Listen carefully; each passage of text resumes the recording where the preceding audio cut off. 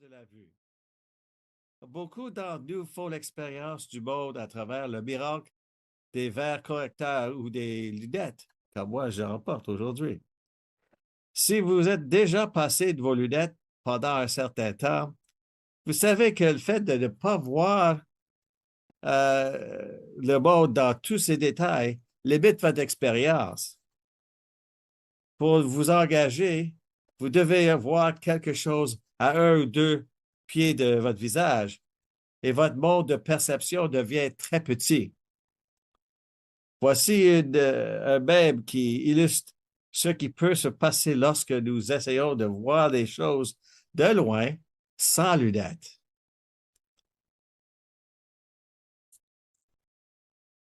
Bon, vous voyez ici l'image. Euh, à droite, à gauche, vous voyez comme ça a l'air la lune au ciel, et puis une personne qui, en observant, dit, oh ben, je vais mettre mes lunettes pour apprécier cette beauté. Mais quand il a mis ses lunettes, on voit à l'image à droite que c'était vraiment un placard de Burger King. Ça dépend, notre point de vue, ça dépend si on voit clair ou non, hein? Bon, il y a aussi l'histoire d'une femme qui a perdu ses lunettes chez elle. En les cherchant, elle a demandé à son mari qui lisait le journal s'il les avait vus. Non, répondit-il, mais j'ai l'impression que ma vue baisse. Les caractères de ce journal sont très flous. En regardant de plus proche son visage, la femme s'est aperçue que son mari portait ses propres lunettes. Nous savons que notre capacité à comprendre le monde et ce que nous percevons est influencée par les facteurs qui vont au-delà de ce que nous disent nos yeux. Nous pouvons comparer les lunettes à notre point de vue en comprenant que la perspective de chaque individu est unique, de même manière qu'une prescription optique est unique.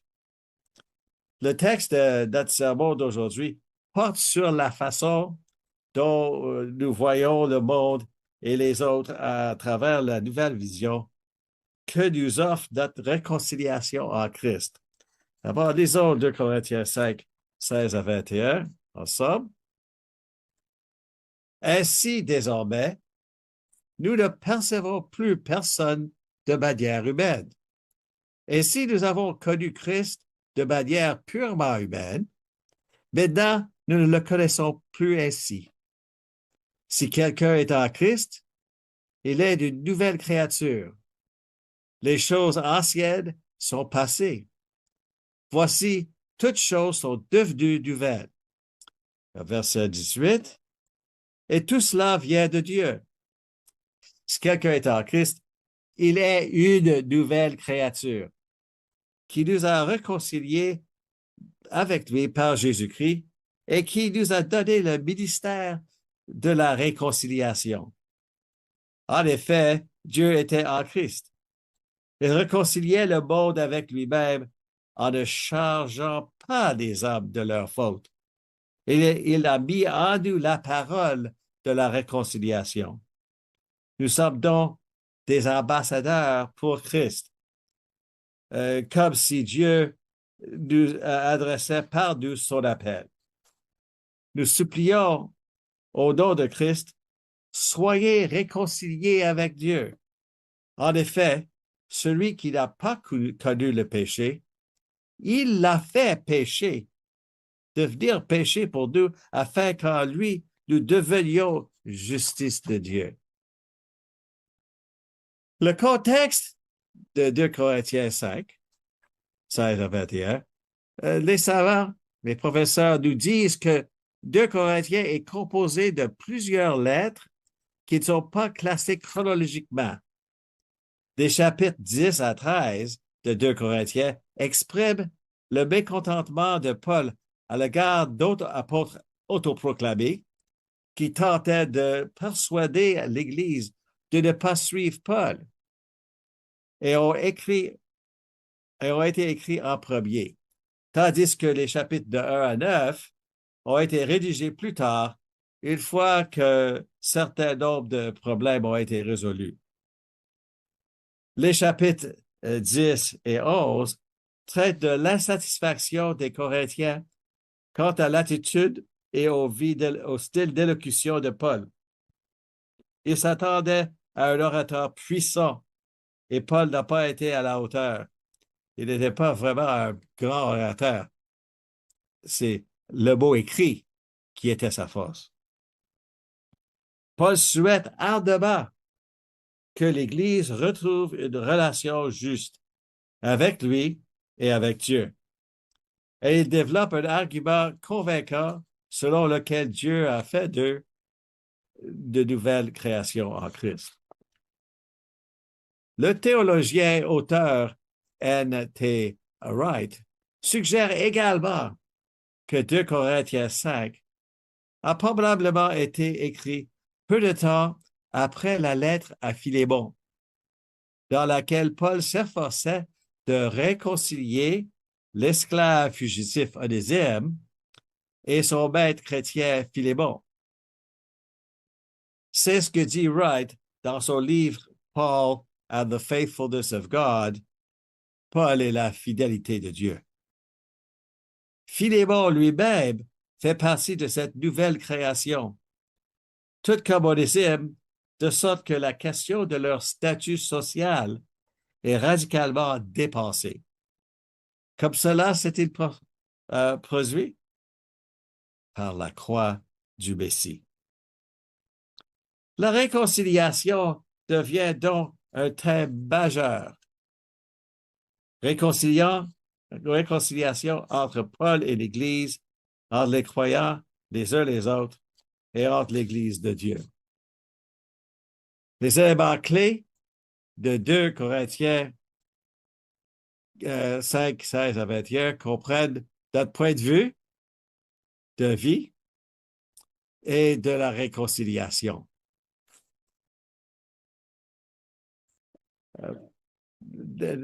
Verset 16 de 2 Corinthiens 5 a traduit l'expression grecque katasalka par selon la chair ou d'un point de vue humain.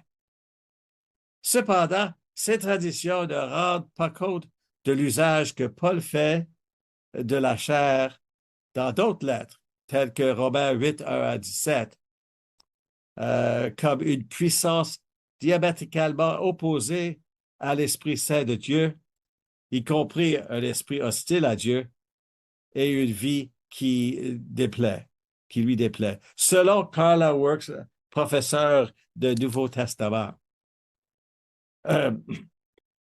Ainsi, lorsque Paul dit au verset 16 qu'il ne voit personne de point de vue de la chair, il indique qu'il opère à partir d'un nouveau point de vue, fondé sur le Christ et immergé dans le Saint-Esprit. Paul oppose la vie dans l'esprit à la vie dans la chair et, en 2 Corinthiens 5, 5, il attribue la victoire à l'action de l'Esprit Saint.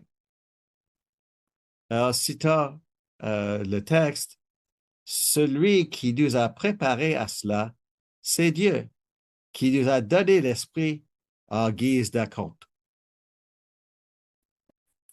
La professeure Carla Works note que dans Galates 5 et 6, que le fruit de l'Esprit est le signe même de l'acte de création nouvelle de Dieu, l'acte de transformation et de rachat de Dieu, et l'appel de tous les hommes à une nouveauté de vie. Grâce à la présence de l'Esprit Saint en nous et à la vie de Jésus comme exemple, notre point de vue commence à s'éloigner de l'égocentrisme pour s'orienter vers une préoccupation équilibrée pour les autres. La nouvelle création, comme cité 2 Corinthiens 5, 17, d'abord, En tant que nouvelle création, les choses anciennes sont passées. Voici, toutes choses sont devenues nouvelles. La professeure Holly Heron soutient que nous pourrons omettre le une et dire simplement nouvelle création. Parce que le temps du verbe utilisé par Paul donne le sentiment d'une création continue ou d'un état constant de renouvellement. Cela est possible grâce à Christ qui nous rétablit, ainsi que toute la création dans une relation juste avec Dieu. En tant que nouvelle création, les divisions et les petits désaccords disparaissent. Selon la professeure Lucy Lynn Hogan, nous ne devons pas nous concentrer sur les choses qui nous séparent les uns des autres. Ces éléments de la chair provoquent des conflits et des disputes. Lorsque nous sommes de nouvelles créations, nous devenons un avec les autres. De même que rien ne peut nous séparer de l'amour de Dieu, rien ne doit nous séparer les uns des autres. Paul attire l'attention sur les différences qui existaient pour lui et pour les nouveaux chrétiens de Corinthe. La lecture d'aujourd'hui nous incite à poser une question importante. Quelles sont les choses qui nous séparent aujourd'hui? Être de nouvelles créations, c'est notamment suivre le Christ et offrir une réponse non violente à ceux qui ne sont pas d'accord ou qui ne souhaitent pas offrir amour et attention à ceux qui sont marginalisés et qui souffrent. Pour Paul, cette réponse non violente signifiait endurer la prison, la flagellation et des coups.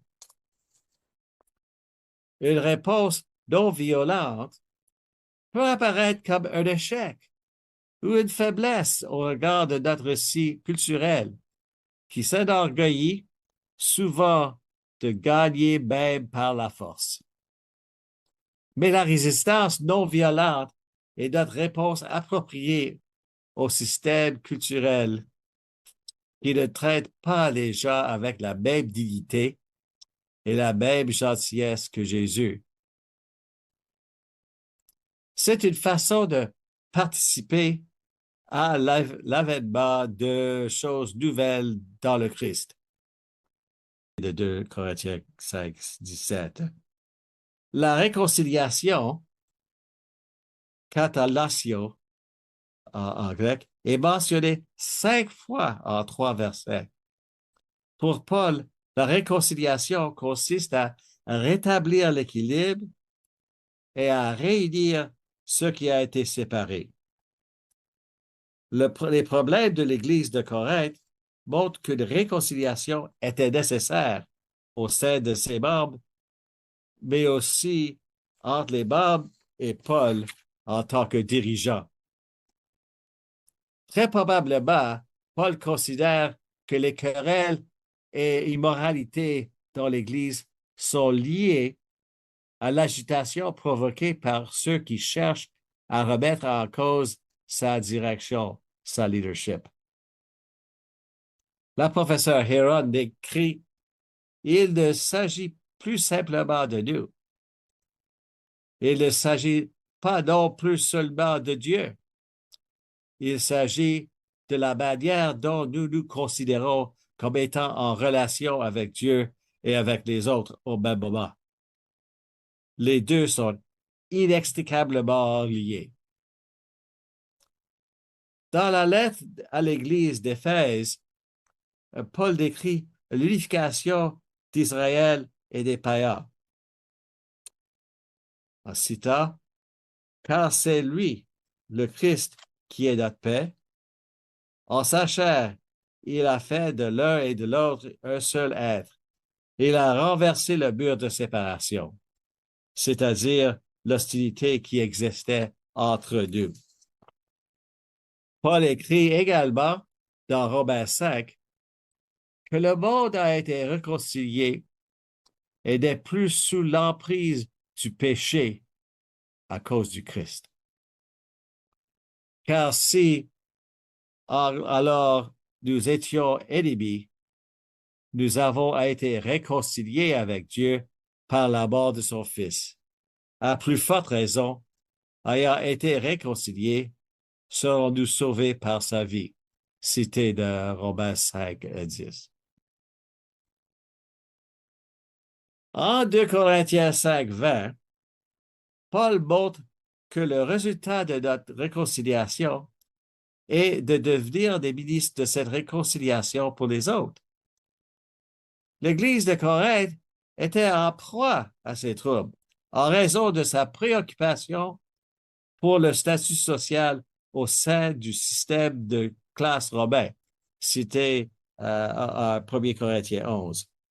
Des luttes pour le patrimoine, cité 1 Corinthiens 5, versets 1 à 11, et les dirigeants qui tentent de discréditer Paul en 2 Corinthiens 12, 11 à 19. Je ne les cite pas ici.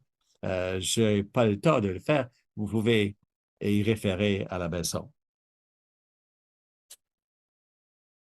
La lecture de l'Évangile décrit au lectionnaire pour cette semaine de Luc 15 raconte la parabole des les fils prodiges.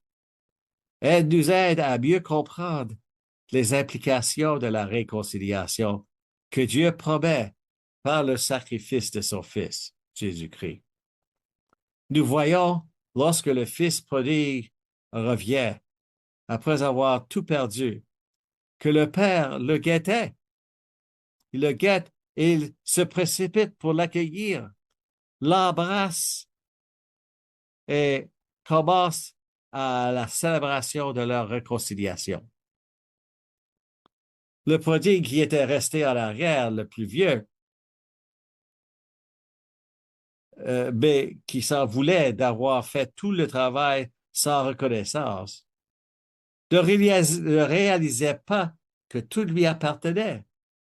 S'est opposé à la célébration pour son frère jusqu'à ce qu'il comprenne sa propre réconciliation. Les réactions d'amour et d'attention de leur père nous donnent une image forte du plan de réconciliation de Dieu pour chacun d'entre nous. Un merveilleux cadeau qu'il nous a donné. Paul utilise la métaphore de l'ambassadeur en 2 Corinthiens 5, 20 comme un concept familier pour transmettre sa position à l'Église. N.T. Wright indique que tout l'intérêt du système des ambassadeurs dans le monde antique comme dans le monde moderne réside dans le fait que le souverain lui-même ou elle-même parle par intermédiaire de l'agent. Paul stresse, insiste sur ce point. C'est par nous que Dieu lance son appel. Il n'est donc pas surprenant que dans son résumé, il se considère comme devenant la justice, c'est-à-dire la fidélité à l'alliance de Dieu, selon son livre Pauline Perspectives, paulinienne, perspective paulinienne. Selon Wright, Paul établit son leadership auprès des Corinthiens en affirmant que s'il a des insuffisances, elles sont entièrement compensées par le Christ. La professeure Works écrit, le fait d'être réconcilié avec Dieu indique que le Saint-Esprit de Dieu est à l'œuvre pour sanctifier les réconcilier et en faire des vases de la justice de Dieu. Il est étonnant que Paul puisse dire à cette église de Corinthe, une église qui s'est chamaillée avec lui et l'a défié, que Dieu est assez puissant non seulement pour les réconcilier avec lui-même, mais aussi pour les transformer en justice de Dieu. La justice de Dieu est en liberté. Le royaume de Dieu s'est élevé. Même dans l'Église de Corinthe, en proie à ces difficultés, on peut entrevoir la nouvelle création de Dieu.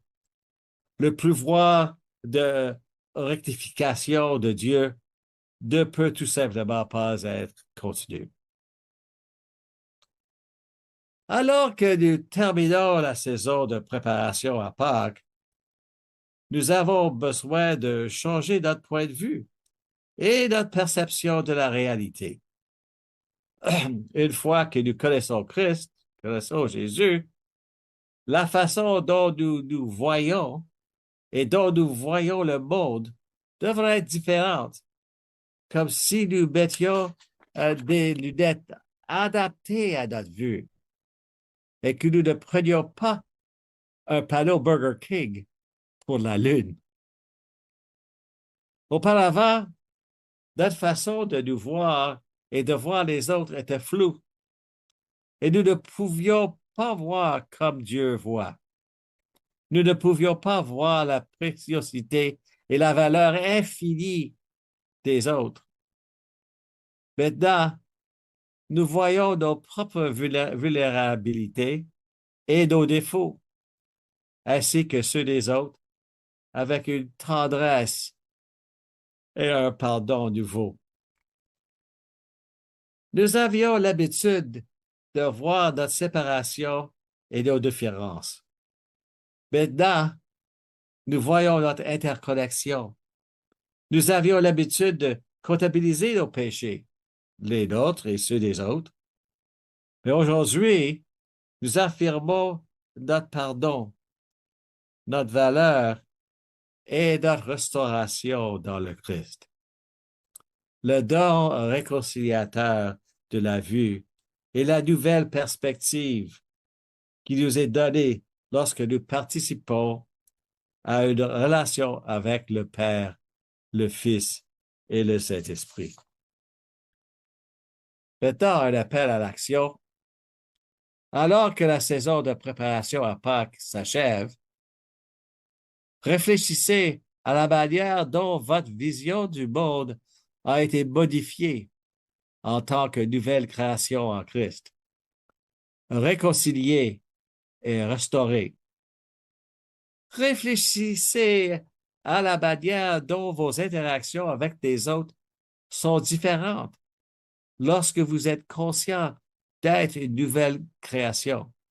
Et lorsque vous êtes en désaccord avec quelqu'un, pensez à ce qui pourrait être une réponse non violente et pleine d'amour, comme celle de notre Sauveur pour nous. Amen.